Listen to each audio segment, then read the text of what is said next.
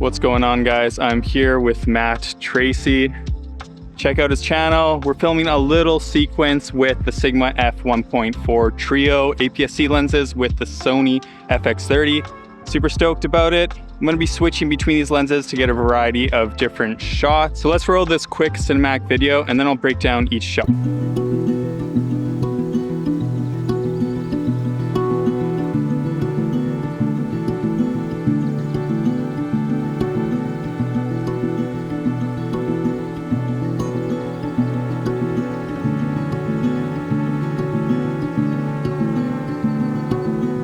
Sit down, let's talk.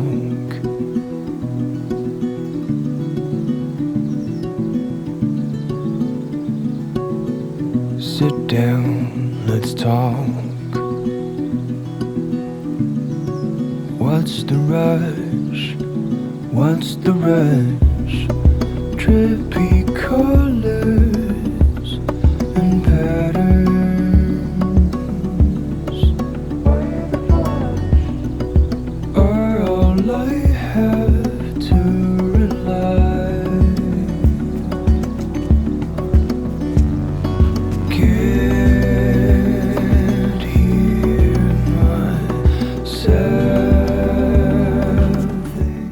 All right, back at home, Jonah here. What do you guys think about that test video?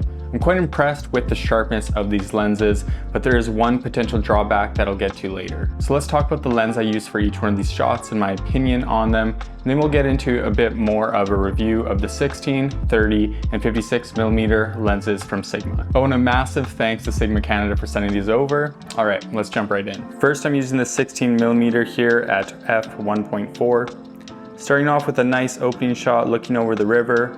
I like using the 16mm for this shot because it's quite a wide field of view. I move on to this portrait shot of Matt looking out. The bokeh is really nice at f1.4. Now, it's always important to get some environment shots to help establish the location for the viewer.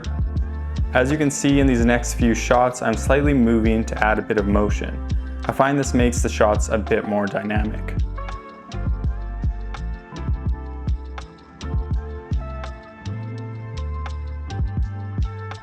Now, this last shot with the 16mm was achieved only because of how wide this lens is. Moving on to the 30mm at f1.4, this is a nice focal length for some following shots.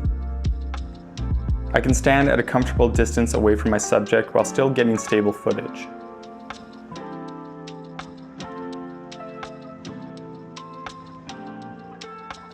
I love this next shot, but here's where my first gripe comes in.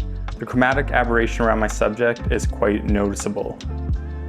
Nonetheless, I'm still quite happy with how the 30mm performs.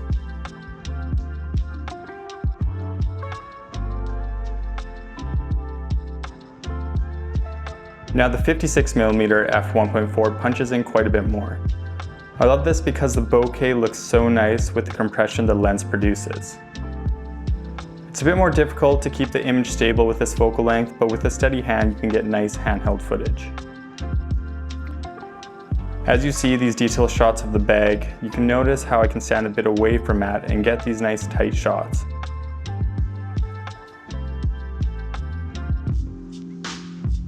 I want to talk about compression again for a sec. As you see, all the parts of the image that aren't in focus seem larger than on the other lenses. Notice it in this river shot.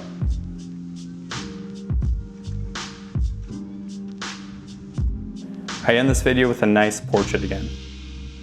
Okay, let me show you these lenses side by side. The 16mm is the largest and weighs 405 grams, the 30mm weighs 265 grams, and the 56mm is the smallest of the three and weighs 280 grams. Here's the price difference between these lenses. The 16mm costs $374 US, 30mm $264 US, and the 56mm $404 US. Now, my favorite of these three lenses is the 16mm. It's a little bit bigger, easier to handle when shooting handheld footage. Optically, these lenses look pretty much the same. They're all quite sharp. Now, talking about that potential drawback, the main thing I noticed that I didn't like about these lenses, but specifically on the 30mm, was chromatic aberration. Now, it may have just been how backlit my subject was when I filmed on the 30mm that produced this, so can't exactly speak the same about the other two lenses. So that's definitely something to keep in mind, but overall this is a great kit for the Sony FX30 or whatever APS-C camera that you have. This whole kit will only cost you around $1,000 US, which is incredibly cheap for 3 lenses.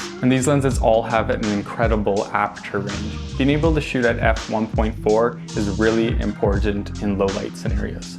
Now, if you haven't seen it already, my absolute favorite APS-C lens is the Sigma 18 to 50mm f2.8.